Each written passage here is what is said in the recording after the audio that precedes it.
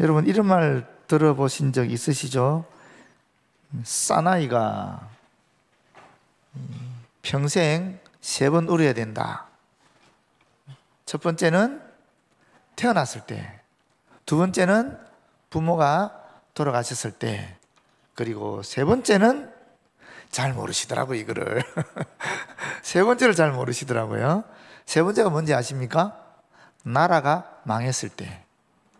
와, 놀랍지 않습니까? 그렇지 않습니까? 이게 우리나라만 있는 거예요. 그러니까 우리나라는 나라가 망한 경험이 있잖아요. 근데 그게 너무 치욕적이고 너무 고통스러웠던 거예요. 그래서 이 땅에 태어난 남자들은 이 나라가 망한 서름을 알고 이 나라가 언제나 든든하게 세워질 수 있도록 애를 써야 된다. 그런 의미에서 어르신들이 우리에게 남자가 이 땅에 태어나서 3번 울어야 되는데 그 세 번째가 나라가 망했을 때다, 이렇게 한 것 같아요. 근데 여러분 이걸 보니까 다른 이야기들도 있더라고요. 여자가 태어나서 3번 칼을 간답니다.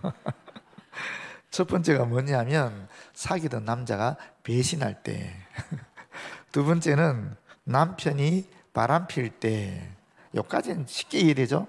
세 번째가 희한합니다. 사위가 바람 필 때. 그러니까 우리 이 땅의 남자들은 바람을 잘 피웠는가 봐요.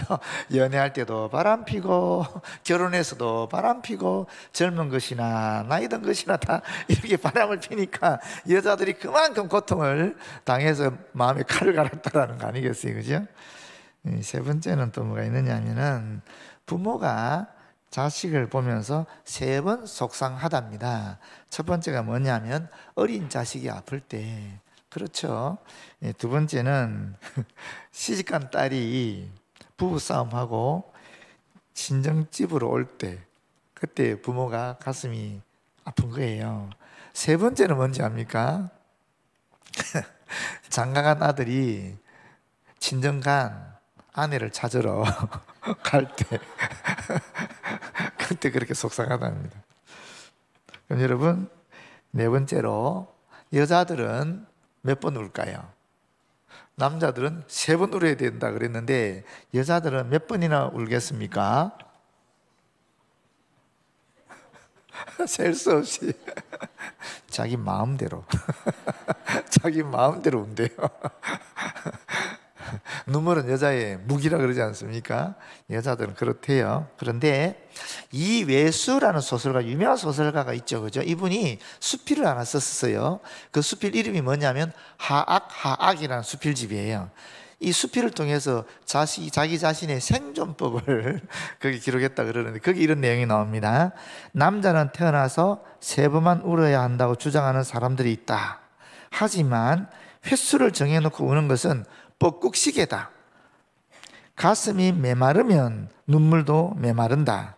모름지기 인간이라면 타인의 아픔에도 눈물을 흘릴 수 있는 가슴을 간직하고 있어야 한다. 아, 정말 공감되는 말 아닙니까, 그죠? 인간이라면은 다 이 남들이 우는 걸 보면 나도 슬퍼하고 울어야 된다, 이 말이 아닙니까? 여러분 언제 울어보셨어요? 어떤 때 우세요? 여러분들은?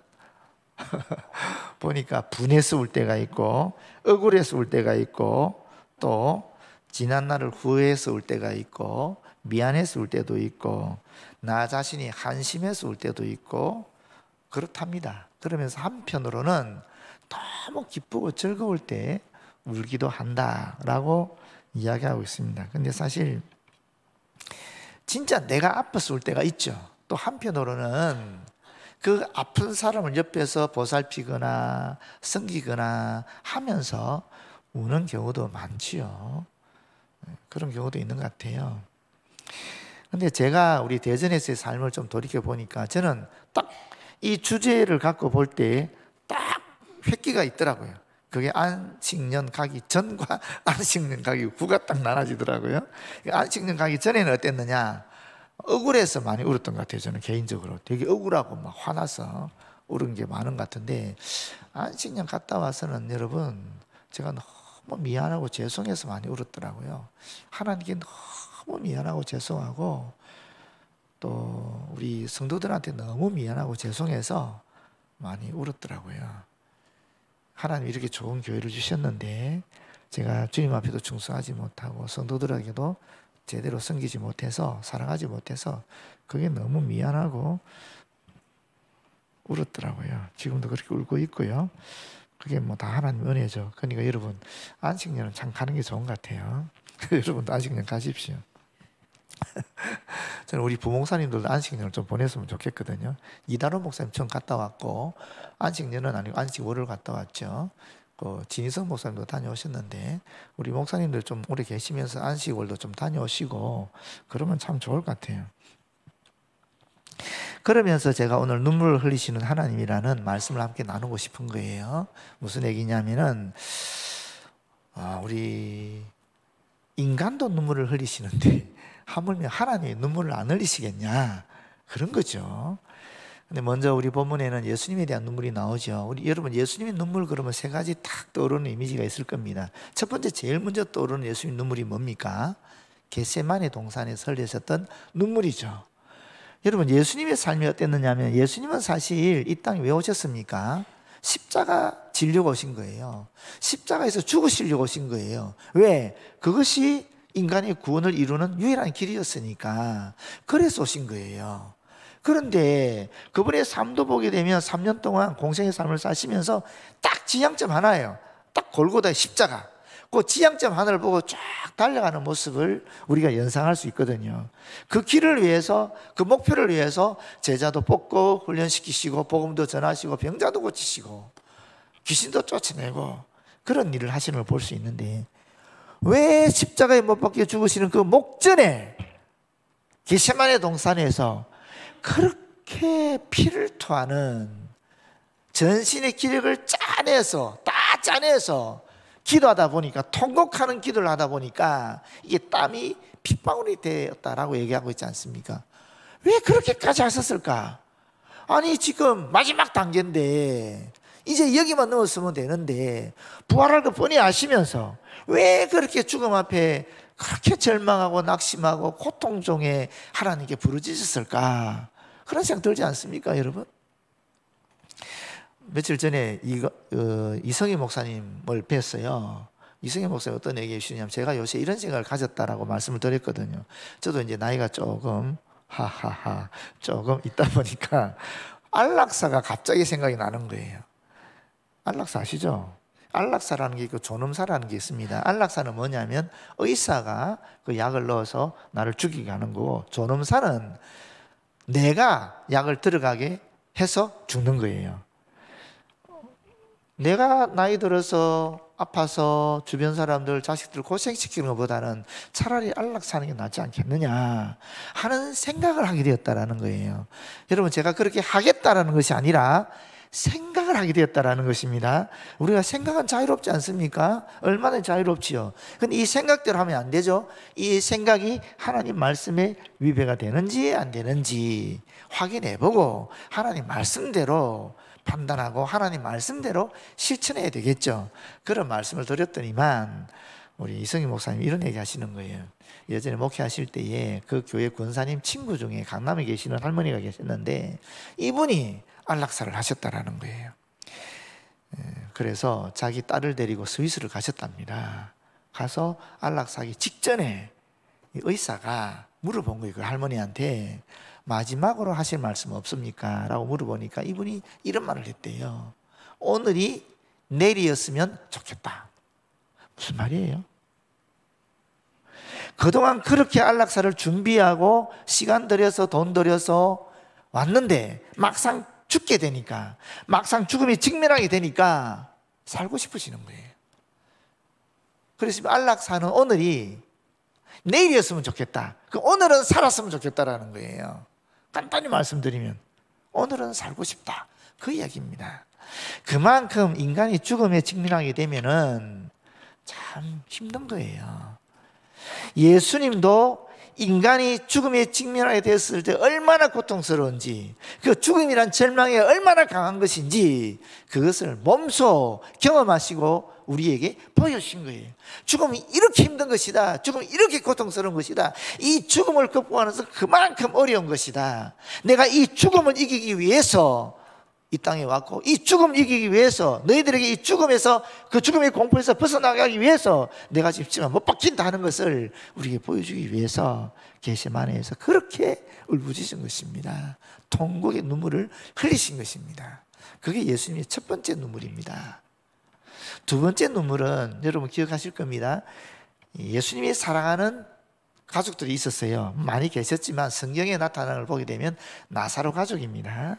그 나사로가 죽은 거예요. 죽었는데 처음에 병들었다는 소식을 들었죠. 그 소식을 듣고 예수님이 이틀을 더 계시다가, 그 자리에 계시다가 죽었다는 얘기 듣고 오시거든요. 오게 되니까 예수님이 오셨다는 소식을 듣고 나사로 여동생이죠, 동생이 뛰어나옵니다. 그 동생이 마르다죠. 마르다가 한 말이 뭐냐면, 주님 보자마자 주님이 여기 계셨더라면 내 오빠가 죽지 않았을 건데요, 이런 얘기 하는 거예요. 그래서 예수님이 뭐라 그럽니까? 내가 너 오빠 다시 살릴게 이랬거든요. 그런데 마르다가 뭐라 그러냐면, 부활 때에 다시 살아날 줄 믿습니다. 그러니까 예수님이 나는 부활이요 생명이니 나를 믿는 자는 죽어도 살겠고 무릇 살아서 나를 믿는 자는 영원히 죽지 아니할 것이다 라고 얘기해요. 그 말 듣고 마르다가 가서 자기 여동생 마리아를 불러요. 선생님이 오셨다, 너 찾는다, 가봐라. 그러니까 마르다가 뛰어와요. 뛰어와서 예수님 보자마자 그 발 앞에 바짝 엎드려서 울면서 하는 말이 똑같은 얘기하는 거예요. 주님이 여기 계셨더라면 내 오빠가 죽지 않았을 건데요, 그러는 거예요. 그래 막 펑펑 울어 제끼니까, 또 마리아뿐 아니고 마르다와 마리아를 위로하기 위해서 온 유대인들이 있었거든요. 많은 유대인들이 있었는데 마르다가 급히 뛰어나가니까 무덤에 곡하러 가는 줄 알고 같이 따라온 거예요. 같이 곡하려고, 같이 슬픔을 같이 하려고. 이 사람들도 마리아가 우니까 또 같이 우는 거예요. 그 모습을 보고 예수님이 눈물을 흘리시더라 라고 성경 기록하고 있어요. 그럼 여러분, 예수님이 나사로의 죽음에 슬퍼서 우셨겠습니까? 아닙니다. 지금 나사로 살리실 건데 나사로의 죽음 예수님께 뭐가 슬프겠습니까? 예수님이 우셨던 이유는 이 죽음이라는 절망이 이 인간에게 얼마나 큰 고통을 선사하는지를 보시고 우시는 겁니다. 나는 부활이요 생명이니 나를 믿는 자는 죽어도 살겠고 무릇 살아서 나를 믿는 자는 영원히 죽지 않는다는 이 말씀을 믿는 마르다와 마리아조차 내가 지금 너가 오빠 살려줄게 하는데도 받아들이지 않고 그 죽음의 절망 속에 빠져서 울고 있는 그 모습 보고, 야, 이 죽음이 인간에게 얼마나 큰 고통인가 하는 것을 공감하면서 우시는 거예요. 두 번째는, 우리가 울면 이게 감정이 전염되지 않습니까? 웃음도 전염되지만 이 울음이 아주 빠르게 전염이 되거든요. 예수님이 그들의 아픔, 나사로를 잃은 그 아픔, 사랑하는 사람 잃은 그 아픔으로 눈물 짓고 있는 마르다와 마리아, 또 유문하러 온 그 유대인들의 그 감정에 공감해서 우시기도 하셨을 것 같아요. 이게 두 번째 눈물입니다. 예수님의. 그 다음에 세 번째 예수님 눈물이 있는데 그게 바로 오늘 본문에 나오는 말씀이에요. 예수님이 이제 예루살렘 성문으로 가까이 오시는 겁니다. 이때 종려나무 가지를 흔들면서 막 호산나 부르는 그거 아시지 않습니까? 그런 상황인데 예수님이 이제 예루살렘 성을 딱 보시면서 통곡을 하시는 거예요. 갑자기 통곡을 하시는 거예요. 우리 오늘 본문 보시게 되면 가까이 오사 성을 보시고 우시며 라고 되어 있는데 이 우시며 하는 말이 그냥 조용히 눈물 흘리는 게 아니에요. 나사로의 죽음 앞에서 예수님이 조용히 눈물을 흘리셨는데 이때는 겟세마네 동산에서처럼 통곡하시는 울음입니다. 왜 우셨느냐? 너도 오늘 평화에 관한 일을 알았더라면 좋을 뻔하였거니와 지금 너의 눈에 숨겨졌도다. 예루살렘 거민들이, 예루살렘 성이 이 평화에 관한 일을 알았으면 좋았을 건데 그걸 알아차리지 못하고 있으니까 너무 슬퍼서 우시던 겁니다. 첫 번째. 두 번째는 멸망의 그 비참한 상황을 미리 아셨기 때문에 우셨다는 얘기가 뒤에 나옵니다만은 지금 이 부분을 보게 되면은 평화가 뭡니까? 평화?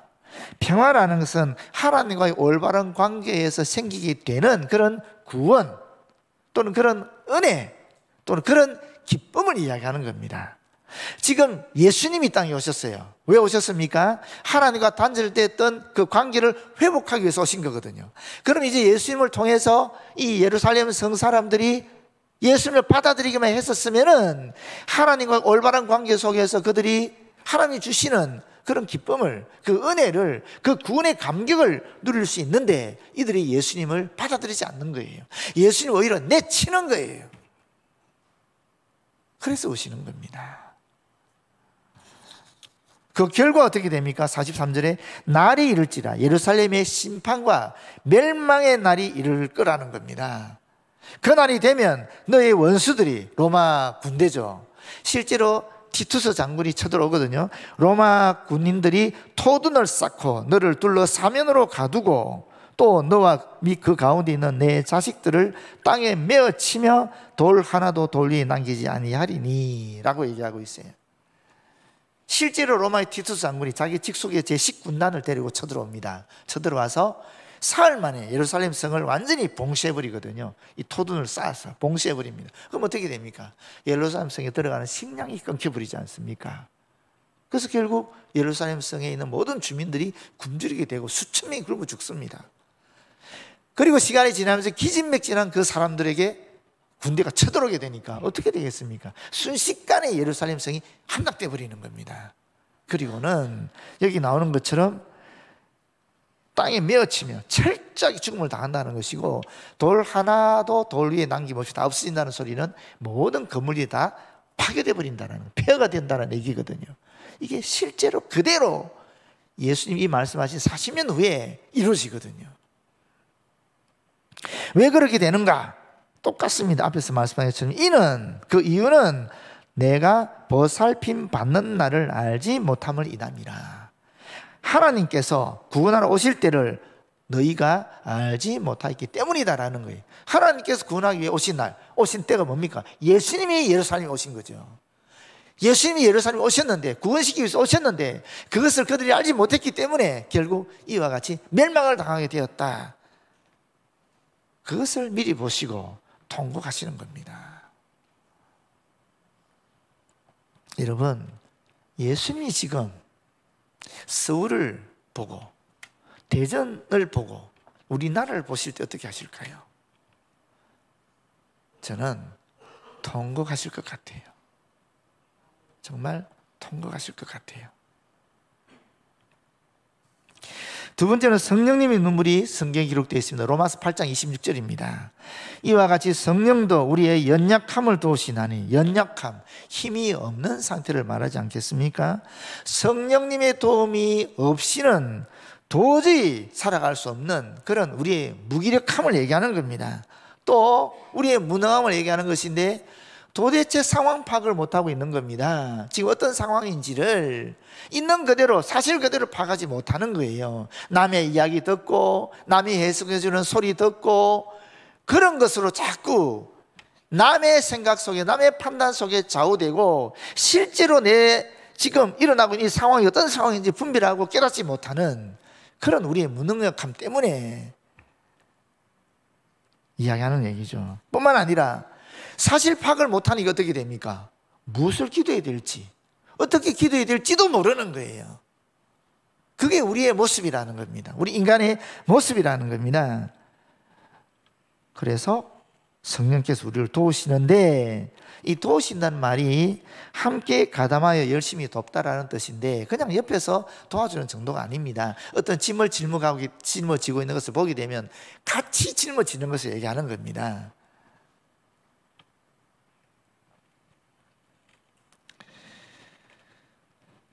그래서 뒤도 보면 왜냐하면 우리는 마땅히 기도할 바를 알지 못하기 때문이다 라고 되어 있는 거죠. 그러면서 오직 성령이 말할 수 없는 단식으로 우리를 위하여 친히 간구하시느니라.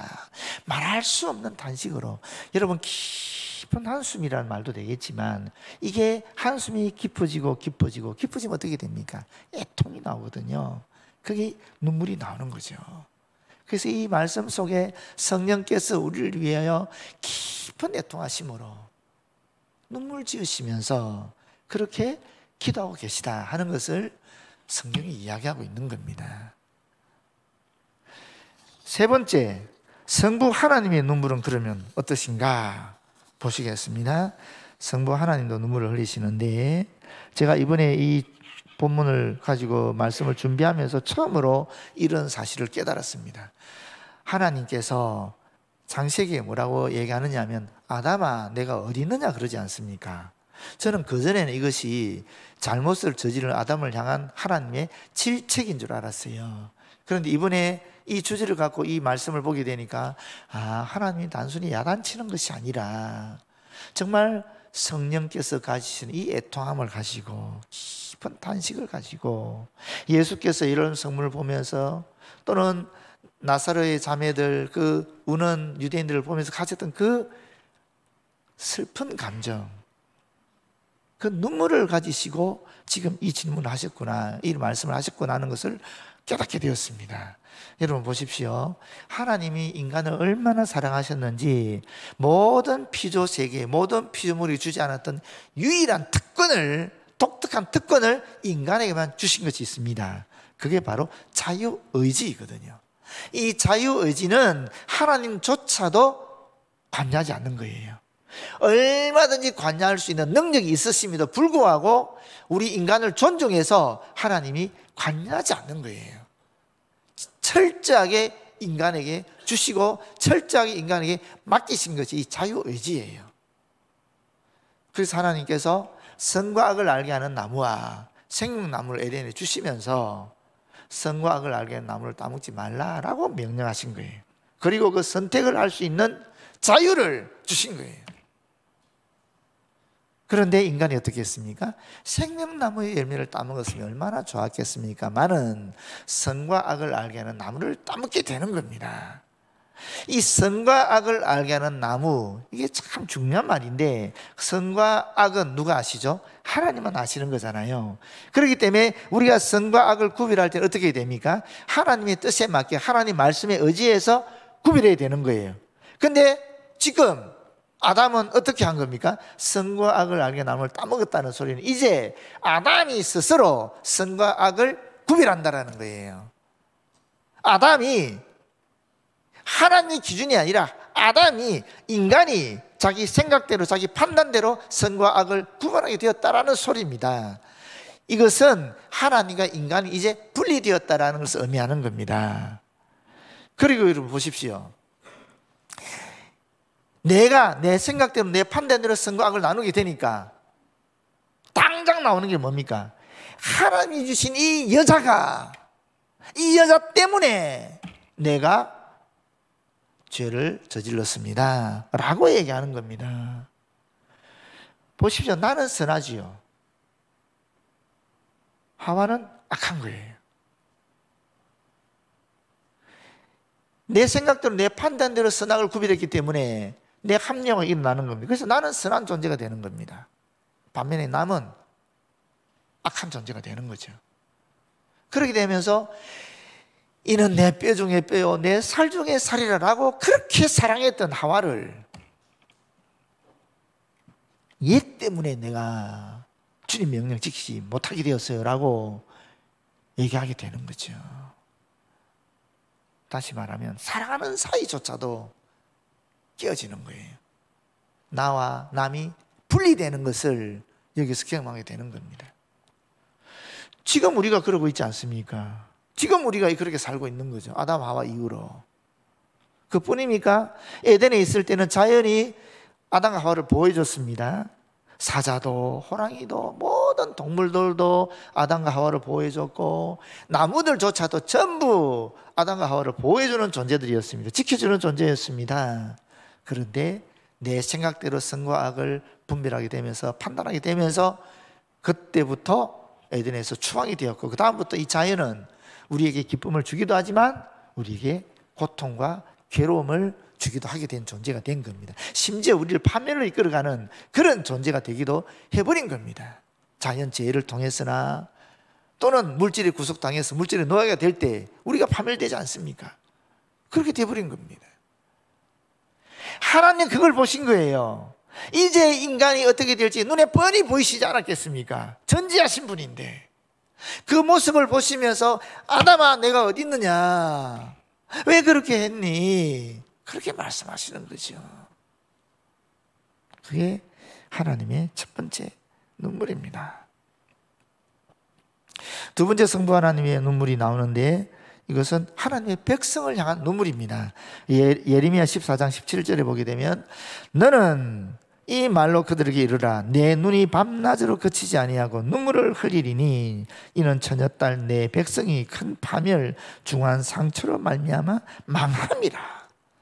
이스라엘 백성이, 하나님이 선택한 그 백성이 하나님 말씀을 청종하지 않고 하나님 뜻에 위된 삶을 살게 되니까 결국 멸망할 수밖에 없게 되었는데, 그것을 보시면서 하나님이 우신다라고 얘기하고 있는 겁니다.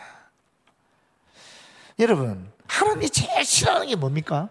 성경을 통해서 보면 하나님이 제일 싫어하는 것, 하나님을 하나님으로 인정하지 않는 것입니다. 그것을 우리는 흔히 우상 숭배라고 얘기합니다. 그걸 제일 싫어합니다. 그 다음으로 하나님 싫어하는 게 뭔지 아십니까?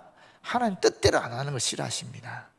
하나님 이스라엘 백성을 선택한 이유는 이방 민족에게 하나님 뜻을 전하는 민족으로 삼기 위해서 택했거든요.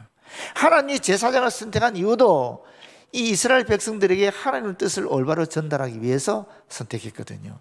하나님이 왕을 선택한 이유도, 권력을 줬던 이유도 이 백성들을 하나님 말씀으로 잘 치리해서 이끌어서 하나님 기뻐하시는 민족 되게 하기 위해서 권력을 주신 거예요. 정치 권력이든 종교 권력이든 다 그렇게 주신 거예요. 부자들에게는 물질의 부를 허락하셨죠. 왜 주셨습니까? 이웃 사랑하라고, 가난한 사람 돌보고, 가난한 사람들이 이 땅에서 굶어 죽지 않도록 하라고 그렇게 주셨는데 자기 자신만을 위해서 살았거든요. 왕도 자기 자신만을 위해서 살고 종교 권력도 자기 자신을 위해서 살게 되니까 하나님 뜻대로 이웃을 사랑하는 삶을 살지 않았기 때문에 이스라엘 백성을 멸망시켜버린 겁니다. 여러분, 오늘날 우리에게 있는 우상은 누구겠어요? 오늘 가장 강력한 우상, 황금, 물질 아닙니다. 오늘 우리에게 있는 가장 큰 우상은 이데올로기입니다. 저는 이데올로기라고 생각해요. 형제 자매 간에, 그리스도 안에서 신앙을 이야기하고 사랑을 이야기하고 소망을 얘기하고 같이 사귀다가 정치 문제만 나오면 그때부터 원수가 되는 거예요. 그렇지 않습니까? 속에서 분노가 일어나는 거예요. 그 순간 다 깨져버리는 거예요. 다 분리돼 버리는 거예요. 그리스도의 하나인 우리가 다 깨져버리는 거예요. 그게 우상 아니면 뭡니까? 그렇지 않습니까? 저는 그게 우상이라고 생각해요. 하나님 말씀은 하나님을 인정하고 하나님을 존경하고 하나님을 경외하고 그리고 이웃을 사랑하는 거예요. 그런데 어떻습니까 지금? 과연 정치 권력자들이 이 백성을 위한 정치를 하고 있는가? 과연 지금 부자들이 하나님 주신 부를 가지고 가난한 사람을 돕고 살아가고 있는가? 그리고 결정적으로 하나님이 싫어하는 그 일이 뭐냐면 소돔 고모라 사건 아시잖아요. 성의 문란이거든요. 남자가 남자를, 여자가 여자를, 남자인데 여자를 그러고 여자인데 남자를 그러고, 그것도 시시각각 지 마음의 변화에 따라서 바뀐다 그러고, 이게 무슨 말도 안 되는 얘기입니까? 이게 우리나라의 전통의 양식입니까? 좋은 풍습입니까? 그것도 아니에요. 외국에서 들어온 이상한 잘못된 그런 가치관이 들어와서 지금 우리나라를 엉망으로 만들고 있지 않습니까? 하나님이 좋아하시겠습니까? 하나님이 이 나라를 보실 때, 예수님이 우리 도읍을, 우리 대전을 보실 때 어떤 마음을 가지실까?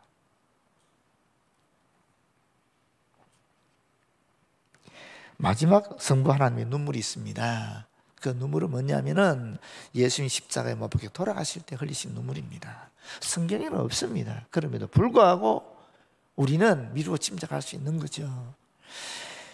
예수님 십자가 못 박혀 돌아가실 때 뭐라 그랬습니까? 아버지 어찌하여 나를 버리시나이까 그러지 않았습니까? 그 고통의 울부짖음 예수님, 하나님이 다 들으시지 않습니까? 보고 계시지 않습니까? 그러면서 침묵하시거든요. 왜 침묵하셨습니까? 그 사건은 이루어져야 되니까, 십자가 죽음은 있어야 되니까, 그래야 비로소 인간이 구원을 받을 수 있기 때문에 하나님이 침묵하시는 거거든요. 그러나 지켜보고 계신 거죠. 그 장면을 보겠습니다. 지금 우리가 어쩌면 우리나라가 이런 상태에 있는지도 모르겠어요. 그런데 여러분, 하나님이 지켜보고 계시는 거예요.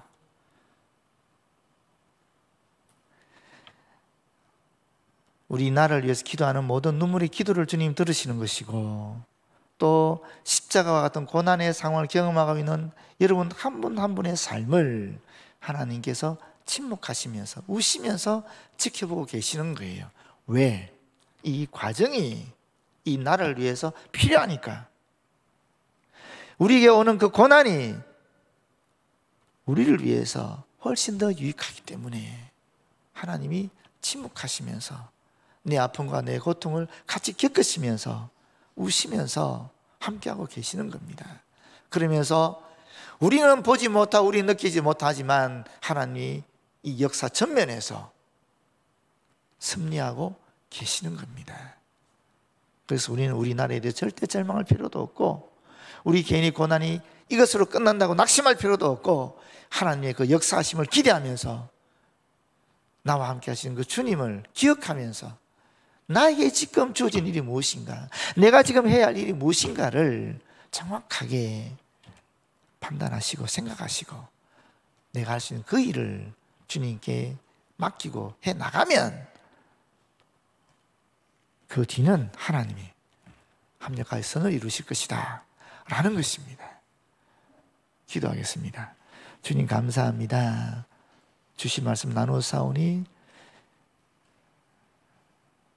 주님의 계획하심 따라 섭리대로 모든 일이 합력하여 이루어지도록 인도하여 주시옵소서. 예수님 이름으로 기도드립니다. 아멘.